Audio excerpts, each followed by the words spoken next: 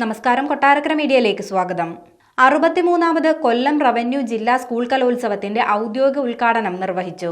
ധനകാര്യ വകുപ്പ് മന്ത്രി KN ബാലഗോപാലാണ് ഉദ്ഘാടനം നിർവഹിച്ചത്. മൃഗസംരക്ഷണ വകുപ്പ് മന്ത്രി J ചിഞ്ചുറാണി ചടങ്ങിൽ അധ്യക്ഷത വഹിച്ചു.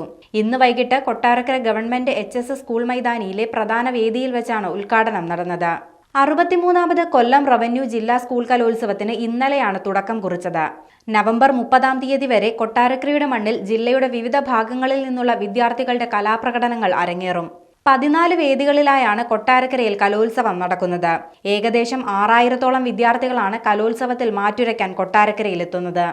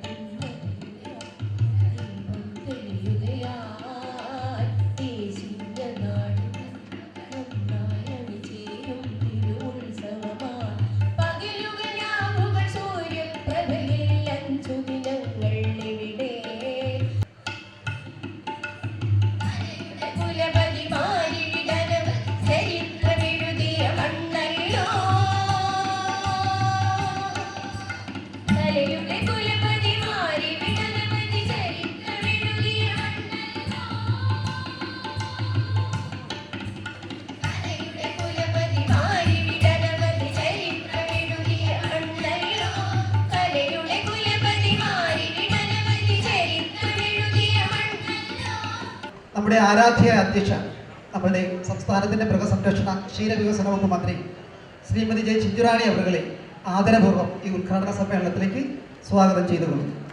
നമുക്കറിയാം, കൊല്ലം ജില്ലയിൽ വെച്ച് വളരെ ബൃഹത്തായ നിലയിൽ നല്ല സംഘാടനത്തോടുകൂടി ഒരു വലിയ പരാതിയുമില്ലാതെ നമുക്ക് നടപ്പിലാക്കുവാൻ അല്ലെങ്കിൽ നടത്തിയെടുക്കുവാൻ അവിടുത്തെ സംഘാടക സമിതിക്ക് ഒക്കെ കഴിഞ്ഞു എന്നുള്ളതാണ് അഭിമാന പുരസ്സരം നമുക്ക് പറയുവാൻ പറ്റി.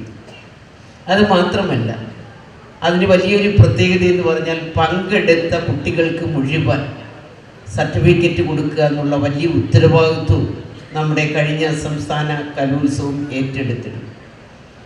നമുക്കറിയാം, രാത്രിയെ പകലാക്കിക്കൊണ്ടുള്ള ഒരു വലിയ കലാമേളയാണ് നമുക്ക് സംഘടിപ്പിക്കുവാൻ കഴിയും. ഇത്തവണത്തെ നമ്മുടെ സ്കൂൾ കലോത്സവം സംസ്ഥാന തലത്തിൽ തിരുവനന്തപുരത്താണ് നടക്കാൻ പോകുന്നത്. അതിൻ്റെ കായിക മത്സരങ്ങൾ സംസ്ഥാന അടിസ്ഥാനത്തിൽ എറണാകുളത്ത് വെച്ച് സംഘടിപ്പിക്കുവാൻ കഴിഞ്ഞു. വളരെ വിപുലമായ നിലയിൽ തന്നെയാണ് അത് സംഘടിപ്പിക്കുവാൻ നമുക്ക് കഴിഞ്ഞത് എന്ന് നമുക്ക് ഏവർക്കും നല്ലതുപോലെ അറിയാൻ സാധിക്കാവുന്നു. ഇത്തവണ കായിക മേളയ്ക്ക് ഏറ്റവും കൂടുതൽ പോയിന്റ് കിട്ടുന്ന ജില്ലയ്ക്ക് ഒരു പ്രത്യേക അവാർഡ് കേരളത്തിൻ്റെ മുഖ്യമന്ത്രിയുടെ നേതൃത്വത്തിൽ കൊടുക്കുവാൻ സാധിച്ചു എന്നുള്ളതും നമുക്ക് എടുത്തു പറയുവാൻ സാധിക്കാവുന്നതാണ്. നമുക്കറിയാം, കലാമേള എന്ന് പറയുമ്പോൾ സംസ്ഥാന കലാമേള ഏഷ്യയിലെ തന്നെ ഏറ്റവും വലിയ ഒരു കലാമേള അല്ലെങ്കിൽ കൗമാരപ്രായക്കാരുടെ കലാമേള എന്നറിയപ്പെടുന്ന തരത്തിലേക്ക് 10,000 15,000 കുട്ടികൾ നമ്മുടെ സംസ്ഥാനത്തിൻ്റെ വിവിധ ഭാഗങ്ങളിൽ നിന്ന് എത്തിച്ചേരുവാൻ പോവുകയാണ് തിരുവനന്തപുരത്ത്.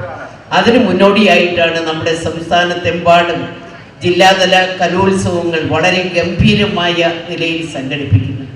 നമുക്കറിയാം, അതിലും മോശമല്ല, 6000-നും 7000-നും ഇടയ്ക്ക് നമ്മുടെ ജില്ലയുടെ വിവിധ ഭാഗങ്ങളിൽ നിന്ന് വിവിധ സ്കൂളുകളിൽ നിന്ന് എത്തിച്ചേർന്ന കുട്ടികളാണ് ഇന്ന് നമ്മുടെ ഈ മത്സരങ്ങളിൽ പങ്കെടുക്കുവാൻ വേണ്ടി ഇവിടെ എത്തിച്ചേർന്നത് എന്നുള്ളതാണ്.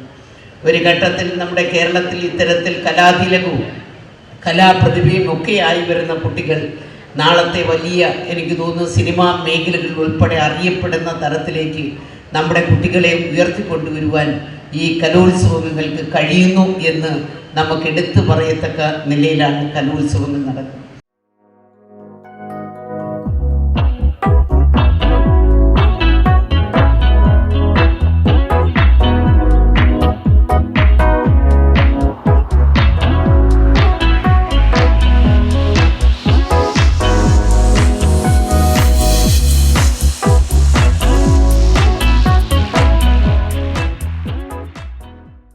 നമ്മുടെ നാട്ടിലെ ഏറ്റവും വലിയ കലാവേദിയാണ്, കലാ മത്സരങ്ങളാണ് സ്കൂൾ യുവജനോത്സവം വഴി നടക്കുന്നത്. നമ്മുടെ സംസ്ഥാന അടിസ്ഥാനത്തിലുള്ള കലാമത്സരങ്ങൾ പൂർത്തീകരിക്കുമ്പോൾ കലോത്സവം, മത്സരം എന്നുള്ളതിനേക്കാളും കലോത്സവം എന്ന് പറയുന്നതാണ് ശരി. മത്സരാർത്ഥികൾ വരുന്നു, പങ്കെടുക്കുന്നു, പക്ഷേ എല്ലാവരും ആ ഉത്സവത്തിൽ പങ്കെടുക്കുന്നവരാണ്. ഇവിടെ തന്നെ 14 വേദികളിലായി സജീവമായ ഈ കലാപരിപാടികൾ നടക്കുകയാണ്. സംസ്ഥാന അടിസ്ഥാനത്തിൽ ലക്ഷക്കണക്കിന് ആളുകളാണ് ഓരോ സ്കൂളുകളിലും പങ്കെടുത്ത്, ലക്ഷക്കണക്കിന് ആളുകൾ പങ്കെടുക്കുന്ന ഒരു വലിയ കലാ ഉത്സവമാണ് കേരളത്തിലെ സ്കൂൾ യുവജനോത്സവം. ഗിന്നസ് ബുക്ക് റെക്കോർഡ് ഉണ്ടെങ്കിൽ ഏറ്റവും കൂടുതൽ ആളുകൾ പങ്കെടുക്കുന്ന കലോത്സവം, നമ്പർ ഓഫ് പാർട്ടിസിപ്പൻസ് എന്ന നിലയിൽ ഏറ്റവും വലുത് നമ്മുടെ കേരളത്തിലെ സ്കൂൾ കലോത്സവമാണ്. കാരണം അത്രയും കൃത്യമായിട്ടാണ് ഇത് സംഘടിപ്പിക്കുന്നത് എന്നുള്ളതാണ്. ഇവിടെ തന്നെ 7000-ഓളം പാർട്ടിസിപ്പൻസ് ആണ് ഈ 4 ദിവസങ്ങളിലായി പങ്കെടുക്കുന്നതെന്നാണ് സംഘാടകർ പറഞ്ഞത്. 7000-ഓളം ആളുകൾ പങ്കെടുക്കുക എന്ന് പറഞ്ഞാൽ അവരുടെ മത്സരങ്ങൾ കൃത്യസമയത്ത് നടത്തുക, അതിനകത്ത് പരാതികൾ ഒഴിവാക്കി കാര്യങ്ങൾ നടക്കുക, വേദികൾ കൃത്യമായി അറേഞ്ച് ചെയ്യുക, ഇത്രയും ആൾക്ക് ഭക്ഷണം കൊടുക്കുന്നു എന്നുള്ളതാണ് ഏറ്റവും പ്രധാനപ്പെട്ട നമ്മുടെ കലോത്സവത്തിൻ്റെ ഏറ്റവും വലിയ പ്രത്യേകത. പാർട്ടിസിപ്പൻസിന് മുഴുവൻ ഭക്ഷണം കൊടുക്കും. അത് സംസ്ഥാന യുവജനോത്സവം സ്കൂൾ കലോത്സവം നടന്നത് കഴിഞ്ഞ വർഷം കൊല്ലത്താണ്. ഞങ്ങളെല്ലാം അതിൻ്റെ സംഘാടകരായിരുന്നു, ഇവിടുത്തെ പോലെ തന്നെ. അപ്പോൾ ജില്ലയിൽ, സംസ്ഥാനത്ത് നിന്ന് ആകെ വരുന്ന ആളുകൾ വരുന്ന വലിയ പരിപാടിയിൽ ഇത്രയേറെ ആളുകളെ ഒരുമിച്ച് വന്ന് അവരുടെ രക്ഷകർത്താക്കൾ, കുട്ടികൾ, അധ്യാപകരടക്കം വലിയ ഉത്സവമായി സംഘടിപ്പിക്കുന്നതിന് മുഴുവൻ ആൾക്കും ഭക്ഷണം കൊടുത്ത്, പരാതിയില്ലാതെ താമസിക്കാൻ സൗകര്യം കൊടുത്ത് ഈ കാര്യങ്ങൾ ചെയ്യുക എന്ന് പറഞ്ഞാൽ വളരെ വലിയ ഉത്തരവാദിത്വത്തോടു കൂടി വേണ്ടതാണ്. അധ്യാപകരുടെ അധ്യാപകരെല്ലാം ഈ കാര്യത്തിൽ പിന്നിച്ചുണ്ട്. വിദ്യാർത്ഥികളെല്ലാം സജീവമായി എത്രയോ ദിവസങ്ങളായി അവർ ഈ നാടക മത്സരം മുതൽ എത്രയോ സമയമെടുക്കുന്ന മത്സരങ്ങൾക്കുണ്ട്. നൃത്തം എന്ന് പറഞ്ഞാൽ ജീവിതകാലം മുഴുവൻ പരിശീലിക്കുന്നതാണ്. തൊട്ടപ്പുറത്ത് ബോയ്സ് ഹൈസ്കൂളിൽ നടക്കുന്ന ആ നാടക മത്സരം കുറച്ചു നേരം ഞങ്ങൾ അവിടെ ഉണ്ടായിരുന്നു. വളരെ സങ്കീർണമായ വിഷയങ്ങളെ ഈ കുട്ടികളെ കൊണ്ട് വളരെ ലളിതമായി അവതരിപ്പിക്കുന്ന നാടക മത്സരങ്ങൾ ഏറ്റവും ആധുനികമായ ശൈലികൾ സ്വീകരിച്ചുകൊണ്ടാണ് നടത്തുന്നത്. നൃത്തത്തിൻ്റെ വേദിയിലും മറ്റ് ഓരോ സാഹിത്യവും മറ്റ് എഴുത്തും മറ്റു മേഖലകളെല്ലാമുള്ള കാര്യങ്ങൾ നടക്കുന്നുണ്ട്. ഇതുപോലെ തന്നെ വലിയ പരിപാടി നടക്കുന്ന സ്കൂൾ ഒളിമ്പിക്സും ഇപ്പോൾ നടത്തി കഴിഞ്ഞതേ ഉള്ളൂ. സ്കൂൾ ശാസ്ത്രോത്സവം വേറെ ഒരു വേദിയായി നടത്തിയിരുന്നു, ആലപ്പുഴയായിരുന്നു അതിൻ്റെ സമാപനം. അപ്പോൾ ശാസ്ത്രോത്സവം, കുട്ടികൾ വലിയ തോതിൽ പങ്കെടുക്കുന്ന നമ്മുടെ സ്പോർട്സ് മേഖലയിലെ സ്കൂൾ ഒളിമ്പിക്സ്, ഇതുപോലെയുള്ള കലോത്സവങ്ങൾ, ഇതെല്ലാം നടത്തുക എന്ന് പറഞ്ഞാൽ കുട്ടികളുടെ പഠനം എന്ന് പറയുന്നത് എല്ലാം കൂടി ചേർന്നാണ് എന്ന് വ്യക്തമാക്കുന്നതാണ്. ഇത്തവണ അതിന് ആതിഥ്യം വരടുവാൻ നമുക്ക് അവസരം ഒരുങ്ങിയിട്ടുണ്ട്. കൊട്ടാരക്കരയിൽ ആതിഥേയൻ എന്ന നിലയിൽ കൂടിയാണ് ഞാൻ ആ സന്തോഷത്തിൽ പങ്കുചേരുന്നത്. ഇവിടെ സ്വാഗതഗാനത്തിൽ പറഞ്ഞതുപോലെ കഥകളി പോലുള്ള കലാരൂപങ്ങളുടെ വളരെ വലിയ പാരമ്പര്യമുള്ള ഒരു പ്രദേശം മാത്രമല്ല കൊട്ടാരക്കര. ആധുനിക കാലത്തെ ഏറ്റവും ആധുനികമായ കലാരൂപങ്ങളായ സിനിമയിലെ തന്നെ ഏറ്റവും പ്രശസ്തരായ ആളുകളുടെ പേര് ആ ഗാനത്തിനകത്ത് പറഞ്ഞിരുന്നു. കൊട്ടാരക്കര ശ്രീധരൻ നായരെ പോലെയുള്ള വളരെ പ്രമുഖരായ ആളുകൾ, ഭരത് മുരളിയെ പോലെ ചടുലമായ സിനിമയിലെ സജീവ സാന്നിധ്യമായിരുന്നു അദ്ദേഹം. അത് മാത്രമല്ല, പുതിയ തലമുറയിലും ധാരാളം ആളുകൾ ആ രംഗത്തുന്നുണ്ട്. ഈ വലിയ കലോത്സവത്തിന്റെ ഉദ്ഘാടന ചടങ്ങിൽ പങ്കെടുത്ത മുഴുവൻ ആളുകളെയും അഭിവാദ്യം ചെയ്തുകൊണ്ട് ഔപചാരികമായി ഉദ്ഘാടനം നടത്തി അറിയിച്ചുകൊണ്ട് ഞാൻ വാക്കുകൾ അവസാനിപ്പിക്കുന്നു. എല്ലാവർക്കും ആശംസകൾ നൽകുന്നു.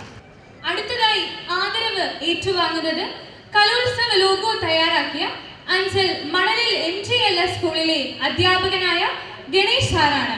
ഗണേഷ് സാറിനെ ആദരവ് ഏറ്റുവാങ്ങുന്നതിനായി സ്നേഹപൂർവ്വം ക്ഷണിക്കുന്നു. ആദരവ് നൽകുന്നതിനായി മന്ത്രി ശ്രീ ബാലഗോപാൽ സാറിനെ സ്നേഹത്തോടെ ക്ഷണിക്കുന്നു.